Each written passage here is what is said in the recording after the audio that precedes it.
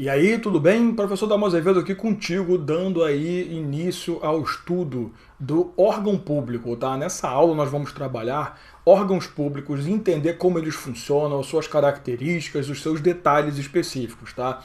Quando você fala em órgão público, o que a gente está trabalhando especificamente? A gente está falando daquelas pessoas, né, que compõem a administração pública, mas que não possuem a característica de serem entidades ou entes públicos. Os órgãos públicos, eles são consequência da desconcentração administrativa. Então, uma pessoa jurídica resolveu realizar um desmembramento interno para melhor organizar ali a prestação de sua atividade.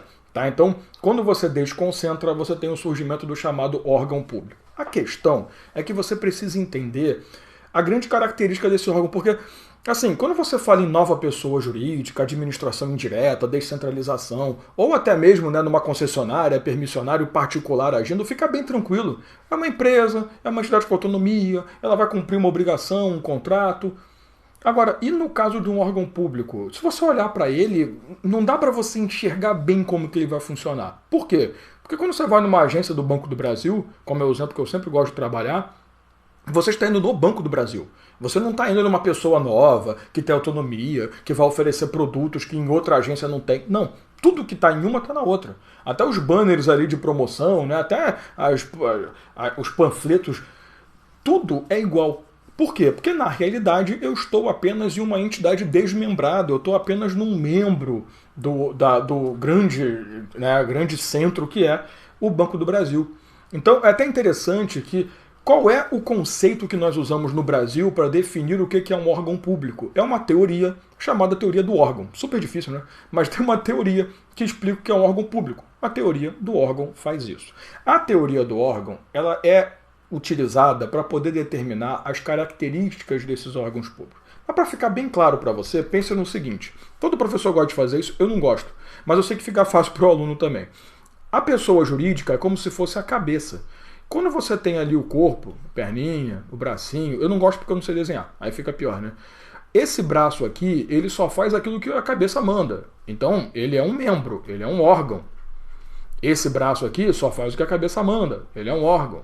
Essa perna também, o quadril também. Então, a ideia é que todos esses caras são órgãos que compõem o mesmo corpo, a mesma pessoa jurídica. Então, isso é um órgão público. Órgão público não é uma entidade, por isso que quando você estuda o conceito de administração pública, é o conjunto de entidades, órgãos e agentes. Não é uma entidade. Eu não posso chamar aquilo de entidade ou ente público, porque para ser uma entidade, necessariamente, ele possui personalidade jurídica própria. Então, o órgão público é uma pessoa, não é jurídica, não é física, não é nada, que serve meramente como uma entidade representativa da entidade maior, da verdadeira entidade pública, né? Então ele é nada mais do que um espaçamento físico que representa aquela pessoa específica. Então ela não é nada, é um ente representativo, digamos assim, mas não é uma entidade, não é um ente público efetivamente, tá? O que a teoria do órgão diz? E você vai achar extremamente violento o que eu vou te falar, mas tudo bem, tem motivos. A teoria do órgão, ela vai dizer o seguinte: um órgão público no Brasil, ele necessariamente vai, ter como características, tá? Não possui personalidade jurídica própria. Então essa é a primeira coisa que você destaca de um órgão público. O órgão público, como foi falado para você, ele não possui uma personalidade jurídica. Ou seja, ele não tem autonomia de ação, ele não tem como pensar, ele não vai representar a ele mesmo. Ele está representando alguém ou alguma coisa, né? Então, na verdade, o que ele faz é meramente ser um espelho da verdadeira pessoa jurídica pela qual ele está ali agindo. Tanto é que quando o órgão público é criado, óbvio que, assim, os elementos materiais, né, escritório, mesa, sei lá, produtos que vão ser oferecidos, tudo vem da pessoa jurídica. Se eu fechar uma agência do Banco do Brasil, o que está ali eu pego e vou distribuir para outras agências, vou colocar numa outra agência. Então tudo ali não é nada dele, né? Então se você parar para pensar, é muito louco, né? O órgão público é um bicho que não tem porcaria nenhuma. Deus que me perdoe. Além disso, você falar em órgão público também te dá a ideia de que o órgão público, como eu falei, ele não possui autonomia. O que significa isso? Significa que o órgão público ele serve apenas para exercer as atividades da forma que a pessoa jurídica instituidora determinar. Então, você chegando num posto de atendimento da Receita Federal, as pessoas que ali estão, elas não podem tomar decisões por conta própria. O chefe de departamento, não, aqui é diferente, aqui a gente faz assim. Não, o procedimento vai ser igual em todos, o processo é chato igual em todos, a burocracia é idêntica em todas. Por quê? Porque eles representam apenas a vontade, a composição da própria Receita Federal. Então não há autonomia, ele não pode tomar decisões próprias. Tanto que, se você tiver um problema num posto de atendimento da Receita, você vai confrontar quem? A Receita. Você não vai confrontar o posto. Você vai confrontar a Receita. Você vai entrar com recurso na Receita Federal. Você vai buscar a autoridade maior da Receita Federal. Essa é a ideia. Tá? Então não há autonomia. Terceira coisa, como ficou bem claro para você também, a partir do momento que a gente começou a falar dessa ideia aí de o que é um órgão público, eu falei para você que o órgão público ele não possui patrimônio próprio. O que significa esse cara não ter patrimônio próprio? Significa simplesmente que o patrimônio ele é meio que emprestado, né? A pessoa jurídica instituidora vai emprestar o patrimônio, o cara vai ficar usando durante o tempo que for necessário. Se a gente achar que não presta para mais nada, nós não vamos mais simplesmente oferecer esse patrimônio para ela. A gente retira, desfaz o órgão, que é fácil, é bem tranquilo, né? É um ato administrativo ali bem básico, desfaz e acabou, redistribui esse patrimônio, guarda o patrimônio consigo, sei lá, vende, vai fazer dinheiro, aí você entra na parte de licitação sobre essa possibilidade, tranquilo? Então, olha bem o negócio. Se você parar, não tem vontade própria, não tem nada. Se você parar para olhar, o que é um órgão público? Cara, o órgão público é um cara que não tem nada. Eu costumo até brincar que se você parar para analisar, dá pena do órgão público, porque o órgão público não tem porcaria nenhuma. A questão é que assim, o órgão público tem agentes públicos, isso ele tem. Não que seja dele, né? Mas o órgão público, ele atua através de agentes públicos. E esses agentes públicos, eles vão realizar o que a gente chama de atividade por imputação. É a teoria da imputação ou simplesmente a imputação volitiva que nós temos dentro da gente. Por quê? O agente público, o que ele faz? O agente público, ele age em nome daquela pessoa jurídica, né? Mesmo que ele esteja no órgão público, ele está representando a pessoa jurídica. Então, ele age em representação. O agente público representa a pessoa jurídica maior. Por isso que qualquer coisa que acontecer em qualquer agência, em qualquer órgão público, a pessoa jurídica será responsabilizada, porque os seus agentes públicos atuam em imputação à pessoa jurídica verdadeira. Tá? Por isso que a gente tem essa responsabilização. Qual é o grande detalhe? O detalhe é que, apesar do órgão público não ter praticamente nada, né, ele não tem patrimônio, não tem vontade, não tem nada, o órgão público tem uma característica interessante. Ele vai ter CNPJ. E esse detalhe aqui é essencial. Não confunda, por favor, a ideia, deixa eu apagar aqui, não confunda a ideia de personalidade jurídica com pessoa jurídica, ou simplesmente nós vamos chamar aqui de capacidade processual. Porque, veja bem, onde a gente quer chegar nessa brincadeira aqui? Quando o Banco do Brasil cria uma agência, essa agência do Banco do Brasil vai ter um CNPJ próprio. Até porque tem que ter, para poder se estabelecer para poder se firmar com o estabelecimento comercial naquela região. Essa outra agência também vai ter um CNPJ. Só que os CNPJs de cada uma dessas agências aqui são vinculados ao CNPJ do Banco do Brasil original. Já que eles não possuem nada, eles também não vão ter um CNPJ como se fosse deles. O CNPJ desses caras está relacionado apenas ao Banco do Brasil. Por que isso aqui é essencial? Porque eles precisam exercer atividades. E, segundo o direito geral, para exercer atividades em si, ele precisa ter um CNPJ. Cuidado, porque assim, quando você estuda direito civil, normalmente o pessoal do direito civil dá a personalidade jurídica como se fosse qualquer coisa. A personalidade jurídica é capacidade processual. Não necessariamente. Nem sempre ter personalidade jurídica significa não ter capacidade processual, né? Na verdade, a ideia é: eu tenho personalidade jurídica? Tenho. Então, eu tenho capacidade processual. Eu não tenho personalidade jurídica? Posso ter. Você entende o que eu quero dizer? Toda pessoa que tem personalidade jurídica tem capacidade processual, seja ativo ou passivo, né? A possibilidade de propor uma ação ou de responder por uma ação judicial. Mas nem sempre o fato de ter personalidade jurídica representa ter capacidade processual. Então, quando você fala em capacidade processual, significa necessariamente que sim, um órgão público ele pode aparecer no polo ativo ou até mesmo no polo passivo de uma ação. Uma agência do Banco do Brasil que sofreu ali um prejuízo por uma ação da prefeitura, ela pode propor uma ação contra a prefeitura por conta própria. Eu não preciso ir lá no Banco do Brasil, sair chorando na porta dele e falar, por favor, entre com a ação por mim. Não. Eu tenho capacidade processual. Então, ter personalidade jurídica te dá automaticamente a capacidade processual. Porém, no direito civil, o pessoal trabalha como se as duas coisas fossem sinônimos. Bom, a maioria dos professores de civil bons não vai fazer isso, mas tem professor que trabalha como se fosse a mesma coisa. Tranquilo, não é que o cara seja ruim, é porque é normal para o direito civil pensar assim. Para nós, não. Para nós, o fato de ter personalidade jurídica não significa ser essencial para poder figurar em juízo, né? Isso não tem problema nenhum. Então, o órgão público, apesar de totalmente desconectado, né, da existência de uma entidade, pode sim estar presente no polo ativo ou passivo de uma ação. Você vai encontrar o conceito de órgão, caso você queira, no artigo 2º, inciso 1º da Lei 9784. Lá você tem vários conceitos interessantes, inclusive o conceito de entidade está ali também, mas você vê o conceito de órgão. Então, assim, por que eu estou te falando isso? Porque, visto tudo isso, eu preciso te falar que no Brasil nós adotamos uma teoria muito diferentinha, chamada teoria da institucionalização. O que significa isso? Essa teoria diz o seguinte, ó, apesar de não ter personalidade jurídica, alguns órgãos eles possuem uma competência histórica, uma importância histórica tão grande que eles passaram a deter um reconhecimento de sua existência individual. Tá, Dalmo, não entendi nada. Para ficar claro para você, alguns órgãos públicos no Brasil, eles são tão importantes quando você olha para eles pelo contexto histórico, que eles passaram a ser vistos como entidades próprias.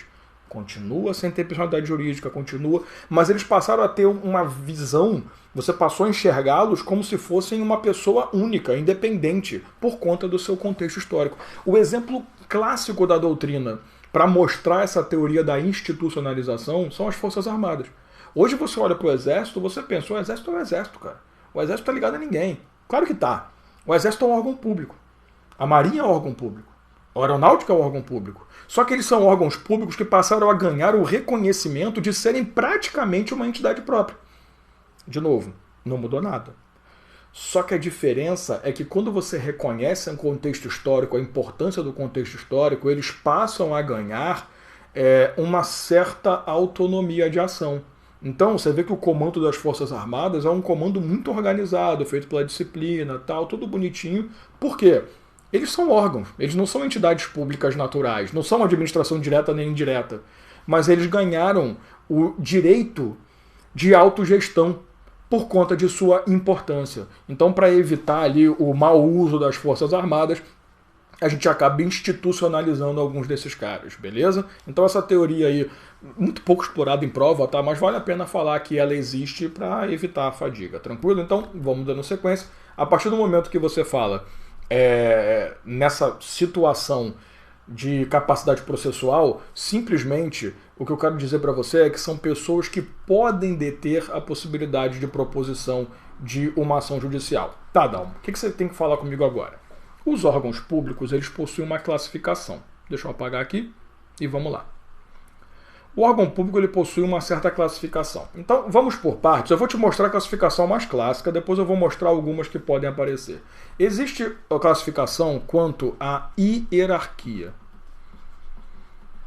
O órgão público ele pode ser classificado quanto à hierarquia em 4 tipos diferentes. Você tem o órgão público eu coloquei um D aqui um pouquinho antes da hora. Independente. Você vai ter o órgão público autônomo, o órgão público superior e o órgão público subordinado, ou também pode ser chamado de subalterno. O que seria, eu vou colocar exemplos para ficar bem tranquilo para você enxergar, o que seria um órgão público independente? É aquele órgão público que possui uma competência estabelecida pela própria Constituição Federal. Então, por exemplo, o STF. Se você for estudar lá a parte do Poder Judiciário, você vai enxergar o quê? A Constituição dizendo para você o seguinte, olha, o STF tem competência para processar e julgar, Então, aqueles caras ali, eles representam as entidades mais importantes do Estado. Então a Constituição resolveu colocá-los numa posição de órgãos públicos independentes, por possuírem competência estabelecida pela própria Constituição Federal. Então, vamos lá para a tela. Eu tenho como exemplos de órgão independente o STF, a própria Presidência da República, como se for no artigo 84, por exemplo, você vê a competência do Presidente da República, tá?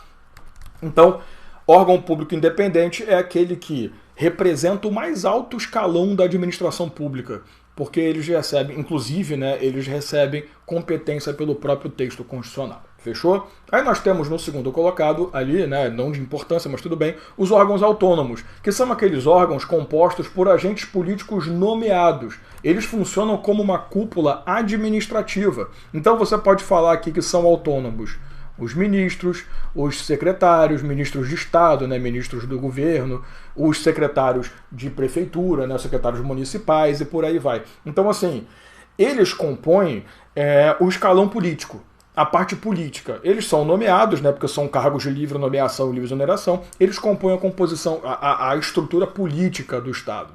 E essa estrutura política, ela tem autonomia financeira, autonomia administrativa. Então, esses caras eles vão ter a sua função reconhecida como, entre aspas, autônomos. Toma cuidado, que quando você fala órgão público autônomo, não confunda com autonomia mesmo. Vai agir como quer, não.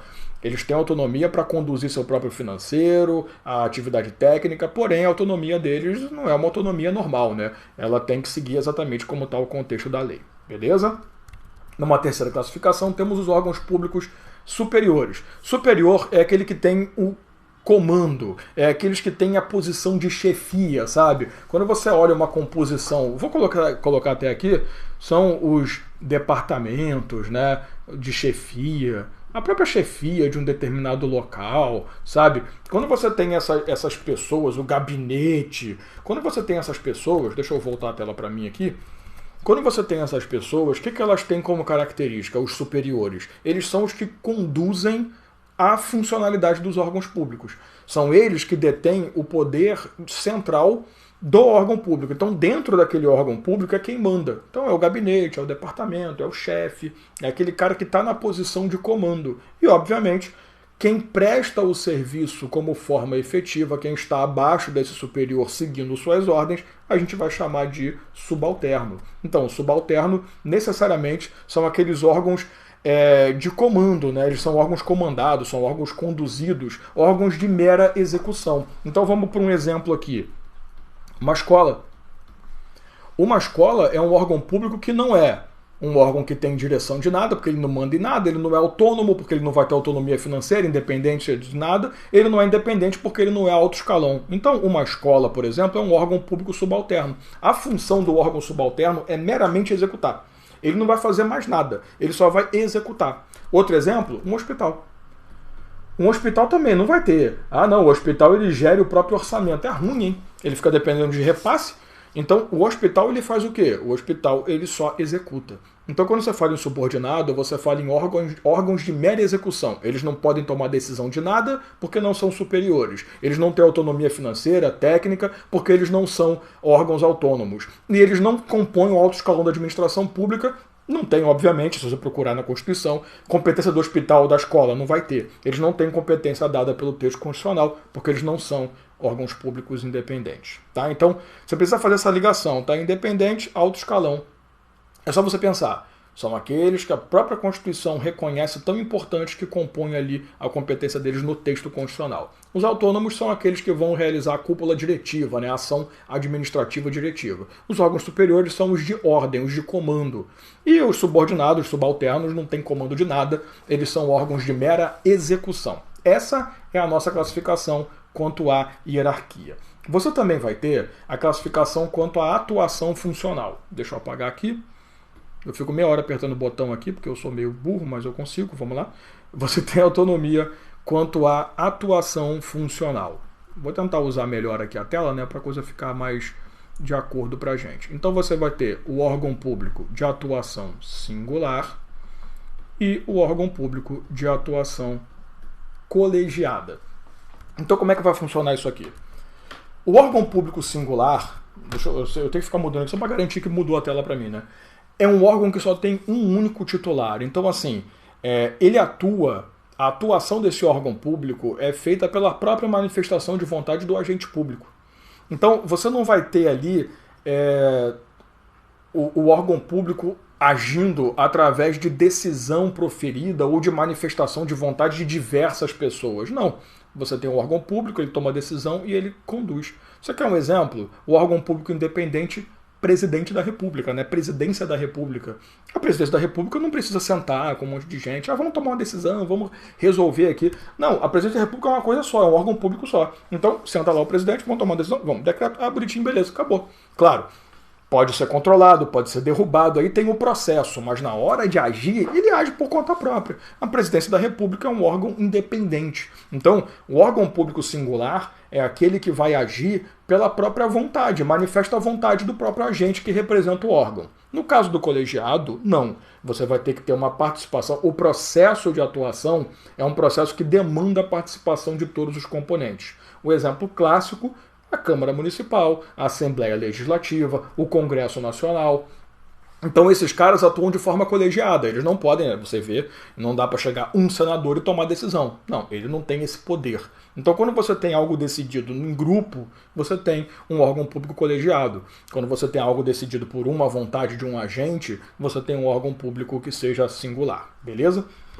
Continuando aí, nós temos a classificação quanto à sua estrutura, tá? Deixa eu só me organizar aqui que eu já estou me perdendo. Beleza. Não precisa apagar não. Quanto à estrutura, o órgão público ele pode ser um órgão público simples ou um órgão público composto. Deixa eu colocar aqui, né, só para a gente poder manter um padrãozinho. Ó, singular, Presidência da República, um exemplo. E aqui no colegiado a gente pode colocar o Congresso Nacional, né, que ele vai atuar em um colégio. O órgão simples, o órgão público simples, é aquele que tem o centro de competência nele mesmo. Ó, não interessa se ele tem 800 milhões de agentes públicos dentro dele, mas a sua estrutura organizacional é composta apenas por ele.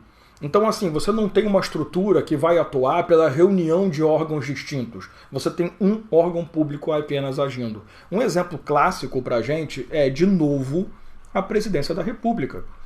Então, assim, a Presidência da República é um órgão que é singular por atuação e pela estrutura é simples. Por quê? Porque a Presidência da República é só a Presidência da República.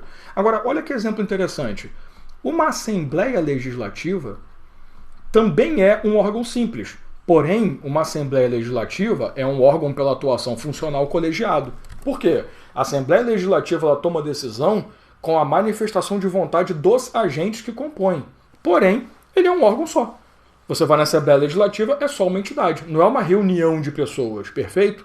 Agora, o que seria um órgão composto? O órgão composto é aquele que a sua ação vai depender da reunião de outros órgãos. Não existe uma estrutura organizacional centralizada. Você tem outros órgãos agindo em união para poder gerar efetivamente ali a ação daquele órgão. Um exemplo clássico, o nosso Congresso Nacional. Por quê? Porque o Congresso Nacional ele é um órgão composto pelo órgão público Câmara de Deputados, que é um órgão simples em alguns momentos, porque ele age por conta própria, e Senado Federal, que também vai ter atuação simples. Mas o Congresso em si é um órgão composto. Então, quando você fala em estrutura, de novo, não importa quantos agentes públicos aquele órgão tenha. O que importa é, esse órgão público, ele tem a sua estrutura organizacional em um órgão só, ou a sua estrutura funciona a partir da reunião de 2 ou mais órgãos, tá? Então, o Congresso Nacional é o maior exemplo de órgão público que seja composto e não um órgão simples. E para a gente poder finalizar, nós temos também a classificação de órgão público quanto às suas funções. Então você vai ter o órgão público ativo, o órgão público, deixa eu apagar aqui, órgão público ativo, então, quanto à sua função. Não é atuação funcional, tá? É necessariamente função. Ou ele é um órgão público ativo, ou ele é um órgão público consultivo, ou ele é um órgão público de controle. Como que você vai fazer a análise desses 3 caras aí? Quando você fala no órgão público ativo, é aquele que exerce diretamente a função administrativa. Então é aquele órgão que vai atuar na função administrativa dada a ele. Então, assim, a função dele é cumprir, executar as ordens da pessoa jurídica a qual ele está relacionado. Então, por exemplo, a Polícia Rodoviária Federal. A Polícia Rodoviária Federal é um órgão público ativo, porque ela vai lá e age, ela vai lá e executa. Perfeito? Nós temos órgãos públicos que não têm a função de execução. Elas não vão executar uma ordem, executar uma função, mas elas servem como órgãos que servem para oferecer ali uma consulta às outras pessoas. Então, a função desses caras aqui é uma função de aconselhamento. Na realidade, eu, quando faço parte de um órgão consultivo, eu vou ficar lá quietinho na minha. A minha função não é exercer função administrativa, a minha função é servir como um órgão consultivo. Às vezes, pode ser que dessa consulta eu tenha a possibilidade de agir. Então pode ser que esse órgão público acabe praticando um ato como decorrência disso. Mas eu não sou ativo porque eu não posso, por conta própria, chegar lá e agir. Tá? Então, quando você pensa em um órgão público consultivo, um exemplo clássico é o Ministério Público. Ah, mas tá maluco, o Ministério Público ele age, ele vai lá e faz. Não, ele não vai lá e faz. O Ministério Público ele serve como consultivo, ele dá pareceres, a função dele é o quê? Ser fiscal da lei. Porém, em certos momentos, ele tem a prerrogativa de propositura de uma ação, mas ele não executa a função administrativa, ele ajuiza uma ação para defender o interesse coletivo. Tá? Então, quando você fala em órgão consultivo, é aquele órgão que vai editar pareceres, que vai dar conselhos, que vai dar direcionamento técnico e jurídico para os componentes da administração pública. E, por fim, você tem os órgãos de controle, que são aqueles que vão exercer a garantia de que os outros órgãos, todo mundo está seguindo o caminho correto, que eles estão fazendo dentro da estrutura que é estabelecida para eles. Então você tem, por exemplo, como órgão de controle, o Tribunal de Contas. O Tribunal de Contas ele controla os gastos públicos, a Corregedoria Geral da União. Então esses órgãos de controle, a função deles efetivamente vai ser falar para você o seguinte, olha, tá tudo bem, tá tudo indo bem, os poderes estão funcionando corretamente, não tem nada de errado, e eu não me incomodo com nada, então deixa rolar. Então vamos colocar aqui os exemplos, né? Antes que eu esqueça. No órgão ativo, né, nós temos, eu dei como exemplo a Polícia Rodoviária Federal, PRF. No consultivo pode ser o Ministério Público, pode ser o CNJ também, não tanto faz, e no de controle o Tribunal de Contas. Existe uma doutrina que traz uma quinta classificação que eu vou falar para você só por desencargo de consciência, tá? Que é a classificação do órgão público quanto ao âmbito de atuação. Então você pode ter o órgão público central e o órgão público local. Essa classificação ela não é muito, sei lá, assim, ela não é muito difundida não. Então pode ser que apareça? Pode, não tem problema. Como é que isso funciona? O órgão público central é aquele que vai ter a ação, a sua atuação, ela vai abranger uma funcionalidade específica. Vamos lá, atribuição estadual, atribuição municipal ou uma atribuição até mesmo nacional. Então, assim, ele vai ter a competência dele estabelecida pela área de atuação do próprio ente que ele está relacionado. Então, vamos lá, o Ministério de Segurança Pública. Pô, Ministro de Segurança Pública tem atuação nacional. Então, ele é um âmbito, a atuação do âmbito do órgão público é central. Mas existem algumas delegacias de bairro, por exemplo. Algumas cidades que você vai, eles vão ter competência só naquela região. Não é nem no município, é num território, num ponto do município. Então essas delegacias de bairro, por exemplo, são um exemplo clássico das... Por isso que a doutrina não costuma levar muito, porque delegacia de bairro não é um negócio que aparece em todos os lados. Assim, não é todo o município que tem, então não é um exemplo muito clássico. Mas ele é local por quê? Se for nacional, distrital, estadual ou municipal, esse cara é um órgão central, porque ele tem a mesma competência do órgão que ele está vinculado. Uma secretaria municipal tem competência municipal, igual à prefeitura. Órgão central. Mas pode ser que dentro do município você tem uma delegacia de bairro, que vai atuar naquele bairro, naquela região, naquele pontinho dentro do município. Quando você tem isso, você tem o chamado órgão local. É uma classificação meio de lado, tanto que eu nem anotei, mas observa a primeira classificação. Superior, subordinado, independente, autônomo ou subalterno, né?